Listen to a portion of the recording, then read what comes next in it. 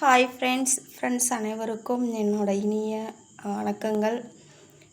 இன்றைக்கி வந்துட்டு குழந்தைங்களோட பாதுகாப்பை பற்றின விஷயந்தான் இன்றைக்கி நம்ம பார்க்க போகிறோம்.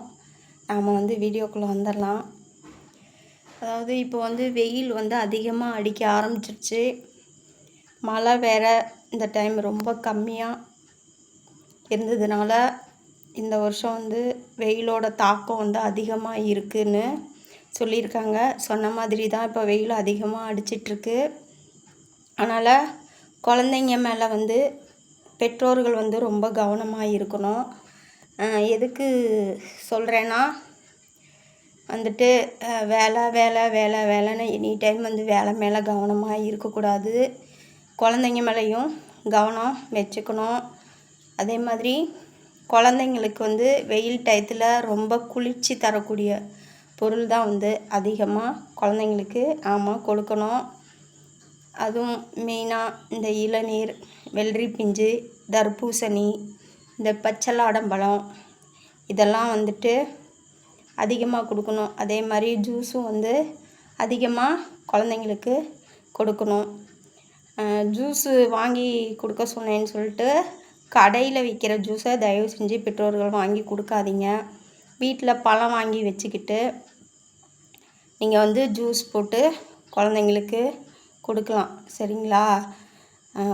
என்னடாது இவங்க பழம் வாங்கிட்டு ஜூஸ் போட்டு கொடுக்க சொல்கிறாங்களே, கடையில் பண்ணுற டேஸ்ட்டு இங்கே கிடைக்குமா அப்படின்னு பெற்றோர்கள் எதுவும் நினைக்காதீங்க.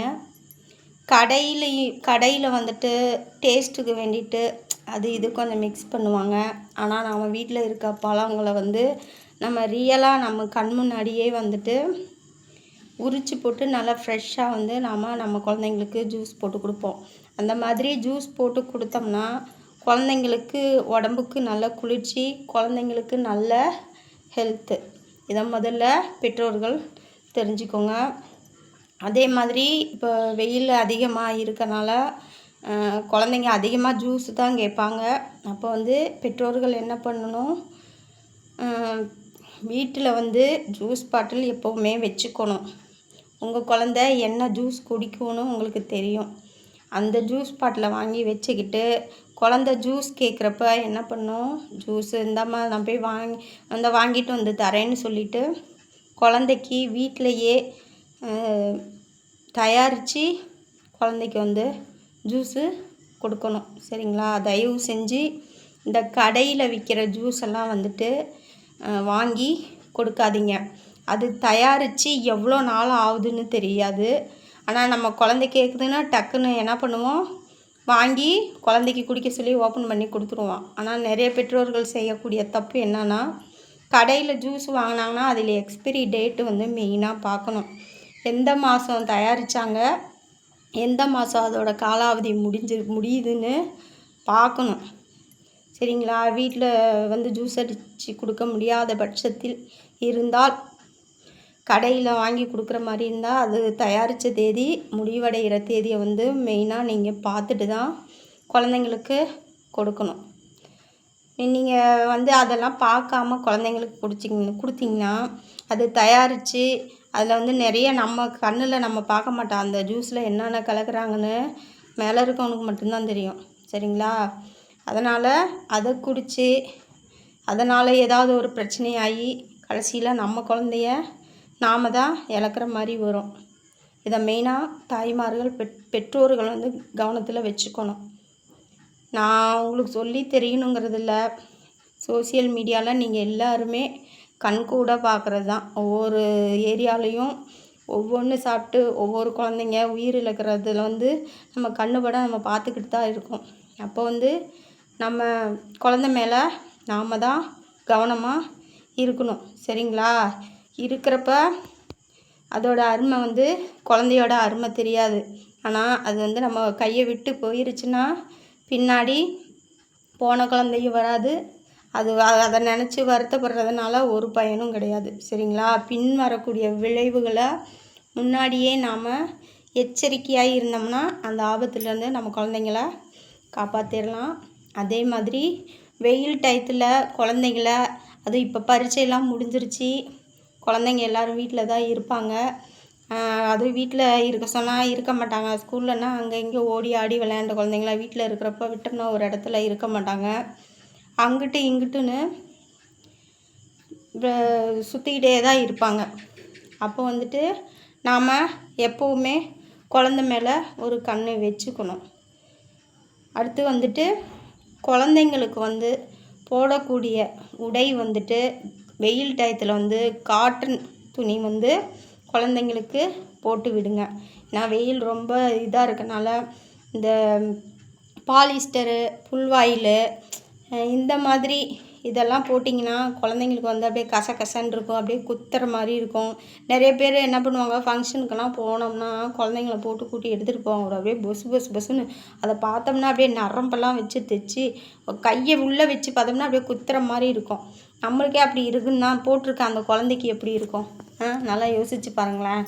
அதனால் குழந்தைங்களுக்கு வந்து இந்த வெயில் டயத்தில் வந்து முடிஞ்ச வரைக்கும் காட்டன் துணி வந்து குழந்தைங்களுக்கு எப்போவுமே எடுத்து வச்சுக்கோங்க. சரிங்களா? வெயில் டைம் வந்துருச்சுனாவே எப்போவுமே குழந்தைங்களுக்கு காட்டன் துணி தான் போடணும். சரிங்களா? அதே மாதிரி குழந்தைங்களுக்கு வந்து சத்தான உணவு தான் நாம் குழந்தைங்களுக்கு எப்போவுமே கொடுக்கணும். அதுவும் குழந்தைக்கு 6 மாதம் ஆயிடுச்சுன்னா 6 மாதத்துலேருந்து 2 வயசு வரைக்கும் எந்த அளவுக்கு நாம் குழந்தைக்கு சத்தான உணவுப் பொருள் நாம் கொடுக்குறோமோ அந்தளவுக்கு அந்த குழந்தை வந்து அதுக்கு மேல் உள்ள வயதில் வந்து நல்லா ஹெல்த்தாக ஆரோக்கியமாக இருப்பாங்க. இதை வந்து நல்லா பெற்றோர்கள் தெரிஞ்சுக்கோங்க. சரிங்களா? நீங்கள் 2 வயசு முடிஞ்சு பால், தேன், திரவியம் கொடுத்தீங்கன்னா அதெல்லாம் சத்து கிடையாது. எப்போ அந்த சாப்பாடு வந்து அந்த குழந்தை சாப்பிட ஆரம்பிக்குதோ அந்த சாப்பாடு சாப்பிட ஆரம்பித்ததுலேருந்து அந்த 2 வயசுக்குள்ளே எந்த அளவுக்கு நீங்கள் சத்தான பொருள் கொடுக்குறீங்களோ அந்த 2 வயசுக்கு மேற்பட்டுள்ள வயதுக்கு அந்த 2 வயசுக்குள்ளார சாப்பிடக்கூடிய சத்து தான் அந்த குழந்தைக்கு நல்ல ஹெல்த்து. இதை முதல்ல பெற்றோர்கள் நல்லா தெரிஞ்சுக்கோங்க. சரிங்களா? குழந்தைங்களுக்கு வந்து நல்லா பழங்கள்லாம் கொடுங்க, பால் கொடுங்க, பேரிச்சம்பழம் கொடுங்க. அதே மாதிரி வாரத்தில் ஒரு 3 நாள் கண்டிப்பாக கீரையெல்லாம் கொடுங்க. நிறைய பெற்றோர்கள் வந்து என் குழந்த அது சாப்பிட மாட்டேங்குது, இது சாப்பிட மாட்டேங்குதுன்ட்டு சத்தான பொருளை வந்து தவிர்த்துடுறாங்க. தயவு செஞ்சு அந்த மாதிரி வந்து தவிர்க்காதீங்க. அதுக்கு தான் நான் சொல்கிறது, 6 மாதத்துலேருந்து 2 வயசுக்குள்ளார எல்லாமே சாப்பிடக்கூடிய பொருள் எல்லாமே குழந்தைங்களுக்கு நீங்கள் கொடுத்துட்டிங்கன்னா அதுக்கு மேற்பட்டுள்ள வயதில் வந்து அந்த குழந்தை அந்த சத்தான பொருளை வந்து சாப்பிடுவாங்க. சரிங்களா? நீங்கள் சின்ன அந்த 2 வயசுக்குள்ளார வந்து எந்தெந்த பொருளை வந்து நீங்கள் தவிர்க்கிறீங்களோ அதுக்கப்புறம் 2 வயசுக்கு மேலே நீங்கள் அதை கொடுத்தீங்கன்னா உங்கள் குழந்தை சாப்பிடாது. சரிங்களா? அப்போ அந்த 2 வயசில் என்ன கொடுத்தீங்களோ அந்த டேஸ்ட்டை தான் வந்து அந்த குழந்தை வந்து சாப்பிட விரும்பும். சரிங்களா? அதனால் இந்த சாப்பாட்டு விஷயத்தில் வந்துட்டு குழந்தைங்க மேலே பெற்றோர்கள் வந்து ரொம்ப கவனமாக இருக்கணும். சரிங்களா? அதுக்கு தான் 6 மாதத்துலேருந்து 2 வயசுக்குள்ளே எல்லாமே கொடுத்து பழகணும். காய், கீரை, முட்டை, கிழங்கு, பாசிப்பயிறு, இந்த பயிறு வகைகள் எல்லாமே குழந்தைங்களுக்கு நீங்கள் அந்த 2 வயசுள்ளார கொடுத்து அந்த கொடுக்கக்கூடிய உணவோட ருசி வந்து குழந்தை தெரிஞ்சுக்கிச்சின்னா அதுக்கு மேற்பட்டுள்ள வயசில் நீங்கள் எப்படி செஞ்சு கொடுத்தாலும் அந்த குழந்தை சாப்பிட்ருவாங்க. இதை முதல்ல நல்லா பெற்றோர்கள் நல்லா தெரிஞ்சுக்கோங்க. சரிங்களா? நம்ம கஷ்டப்படுறது யாருக்காக கஷ்டப்படுறோம்? நாம் குழந்தைக்காக. அப்போ நம்ம குழந்த அது 10 மாதம் சுமந்து நாம் பெற்கக்கூடிய அந்த குழந்தைய நல்லா ஹெல்த்தாக ஆரோக்கியமாக வளர்த்து விடணும். அதான் ஒரு பெற்றோர்களாகிய நம்மளோட கடமை. இதை வந்து பெற்றோர்கள் நல்லா தெரிஞ்சுக்கோங்க. சரிங்களா? அதே மாதிரி இப்போ பரீட்சையெல்லாம் முடிஞ்சுக்கிட்டே வந்துக்கிட்டு இருக்குது. ஒவ்வொரு கிளாஸுக்கு பரீட்சை முடிஞ்சுக்கிட்டே வந்துக்கிட்டுருக்கு. அடுத்தது மே மாதம் ஆச்சுன்னா மே மாதம் ஸ்கூல்லாம் லீவ் விட்டுருவாங்க. விட்டுட்டாங்கனாலும் குழந்தைங்கள மேலே வந்து எப்போவுமே கவனமாக வச்சுக்கணும். அதுவும் மெயினாக இந்த கிராமப்புறத்துலலாம் வந்துட்டு பாருங்கள், வெயில் டயத்தில் நிறைய குழந்தைங்க போய் இந்த கிணத்துல தான் குளிப்பாங்க. தயவு செஞ்சு என்னோடய வீடியோஸ் பார்க்குற ஃப்ரெண்ட்ஸு யாரும் கிராமத்துக்காரங்க யாரும் என்னோடய வீடியோஸ்லாம் பார்த்தீங்கன்னா என்னோடய வீடியோஸை வந்து தயவு செஞ்சு உங்கள் ஃப்ரெண்ட்ஸுங்க எல்லாருக்கும் நான் ஷேர் பண்ணி விடணுன்னு நான் வந்து ஃப்ரெண்ட்ஸுங்கக்கிட்ட கேட்டுக்கிறேன். சரிங்களா? தேவையில்லாமல் கிணத்துலலாம் போய் குளிக்கிறதுக்கு தயவு செஞ்சு பெற்றோர்கள் வந்து அனுமதிக்காதீங்க. சரிங்களா? இப்போ பேப்பர்லாம் பார்த்தோம்னா நியூஸை பார்த்தோம்னாவே எங்கே பாரு குழந்தை இறந்து போச்சு, அது அப்படி இப்படின்னு பல பல நியூஸ்லாம் வந்துக்கிட்டு இருக்கு. இப்போ வயசு பசனுங்களே கிணத்துல போய் குளிக்க போகிறேன்னு போய் சேத்துல மாட்டி நிறைய பேர் உயிரிழந்திருக்காங்க. அதனால் குழந்தைங்கள வந்து நம்ம சொல்லணுமா? தெரியாது. நம்ம வந்து எப்போவுமே குழந்தைங்க மேலே ஒரு கண் வச்சுருக்கணும். சரிங்களா? நம்ம இங்கே தான் விளாண்டுட்டுருக்குன்னு பார்ப்போம். இப்போ பார்த்தா அக்கம் பக்கத்தில் இருக்கவங்க யாரும் கிணத்துக்கு போகிறாங்கன்னு சொல்லிட்டு என்ன பண்ணுவோம், அதுவும் பாட்டுக்கு கிணத்து பக்கிட்டு போயிடுவாங்க. தயவு செஞ்சு குழந்தைங்கள கிணத்து பக்கிட்டெல்லாம் கூட்டிகிட்டு போய் பழக்கி விட்டு இருக்காதீங்க. சரிங்களா? நீங்கள் ஊர் அது எப்படி சொல்கிறது, ஊருகாட்டில் தண்ணி வரலனாலும் நிறைய பேர் என்ன பண்ணுவாங்க, பிள்ளைய கூட்டிக்கிட்டு போய் கிணத்துல துவைக்கிறதுக்கு அலசறதுக்கு போவாங்க. ஆனால் குழந்தைக்கு வந்து அந்த கிணத்துல ஆபத்து இருக்குன்னு தெரியாது. அன்றைக்கி நம்ம அம்மா அன்றைக்கி போனாங்களே நம்மளும் போவோம்னு சொல்லிட்டு அது பாட்டுக்கு தக்கா புக்கான்னு போய் சேர்ந்துடும். அதனால் தயவு செஞ்சு கிணத்து பக்கிட்டு குழந்தைங்கள கூட்டிகிட்டு போகாதீங்க. குழந்தைங்க மேலே எப்போவுமே ஒரு கவனமாக இருங்க. சரிங்களா? அதே மாதிரி தான் குழந்தைங்களுக்கு வந்து எந்த அளவுக்கு நம்ம சத்தான பொருள் கொடுக்குறோமோ அந்தளவுக்கு குழந்தைங்க நல்லா ஹெல்த்தாக ஆரோக்கியமாக இருப்பாங்க. நல்லா தெரிஞ்சுக்கோங்க. அதே மாதிரி இப்போ வெயிலோட தாக்கம் அதிகமாக இருக்குது. குழந்தைங்களுக்கு எப்போவுமே அதுவும் ஒரு 2 மாதம் 3 மாதம் ஆன குழந்தைங்கலாம் காலையில் தூங்கி எழுந்திரிச்சோன்னே உச்சந்தலையில் லைட்டாக விளக்கெண்ணெய் எப்போவுமே காலையில் வச்சுருங்க. சரிங்களா? ஏன்னா வெயில் அதிகமாக அடிக்கிறதுனால குழந்தைங்க வந்து சூடாக இருந்துச்சுன்னா யூரின் போவேல அப்படியே முக்கி யூரின் போவாங்க. அதே மாதிரி வயிற்று கடுப்பு ஏற்படுறதுக்கு குழந்தைங்களுக்கு வாய்ப்பு இருக்குது. அப்போ வந்து கை குழந்தைங்க இருக்கவங்க வீட்டில்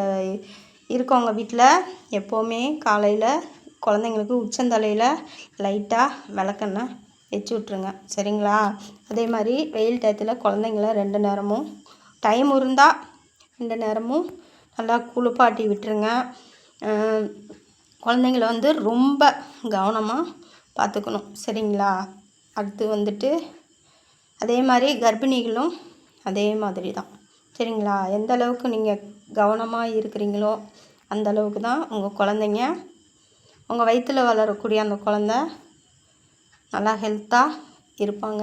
அடுத்து வந்துட்டு மெயினான விஷயம், இப்போ வெயில் டைம்னால் தண்ணி பற்றாக்குறையெல்லாம் வரும். அப்போ என்ன பண்ணுவாங்க, தண்ணி வர்றப்ப அண்டா குண்டா தொட்டி கிட்டி எல்லாமே வந்து எல்லாம் ரொப்பி வச்சுருப்பாங்க. நான் உங்களை ரொப்பி வைக்க வேணாம்னு சொல்லலை. ரொப்பி வச்சா அதை எப்படி பாதுகாப்பாக மூடி வைக்கணுமோ அந்த மாதிரி மூடி வச்சுருங்க. திறந்து தயவு செஞ்சு இந்த தக்கா புக்கான்னு நடக்கக்கூடிய குழந்தைங்க இருக்க வீட்டில் வந்து எப்போவுமே தண்ணி தொட்டியெல்லாம் மூடி தான் வைக்கணும். சரிங்களா? ஏன்னா குழந்த ஊந்துக்கிட்டு அலையிற குழந்த அங்கே போய் எட்டி பார்த்தா தண்ணியில் விழுந்தா நம்மளுக்கு என்ன ஆகுன்னு அந்த குழந்தைக்கு தெரியாது. அப்போ வந்து நம்மளோட குழந்தையோட பாதுகாப்பை வந்து நாம் தான் பார்த்துக்கணும். சரிங்களா? அந்த மாதிரி தக்கா புக்கான்னு நடக்கிற குழந்தைங்க, மண்டி போட்டுக்கிட்டு ஊந்துக்கிட்டு போகிற குழந்தைங்க, இந்த மாதிரி இருக்க வீட்டில் வந்துட்டு தண்ணி தொட்டி, பக்கெட்டு, ட்ரம்மு இதெல்லாம் தயவு செஞ்சு மூடி பாதுகாப்பாக வச்சுருங்க. அடுத்து அதனால் குழந்தைங்க மேலே எப்போவுமே கவனமாக இருக்கணும். சரிங்களா? ஏன்னா குழந்த போயிருச்சுன்னா அம்மானாலும் வராது, அப்பானாலும் வராது. அதனால் எப்போவுமே என்ன வேலை இருந்தாலும் சரி, ஒரு செகண்டாவது அப்படி குழந்தை என்ன பண்ணிகிட்ருக்கான் வேலை செய்யணும். செஞ்சுக்கிட்டே வந்துட்டு என்ன பண்ணுறான் ஏது பண்ணுறான்னு வாட்ச் பண்ணிகிட்டே இருக்கணும். சரிங்களா? அடுத்தது ஊந்துக்கிட்டு மண்டி போட்டுக்கிட்டு தவழ்ந்துக்கிட்டு அலையிற குழந்தைங்க இருக்க வீட்டில் வந்துட்டு வீட்டை வந்து எப்போவுமே சுத்தமாக வச்சுக்கணும். சரிங்களா? வீட்டில் தரையிலலாம் கண்டது இதெல்லாம் வந்து போடக்கூடாது.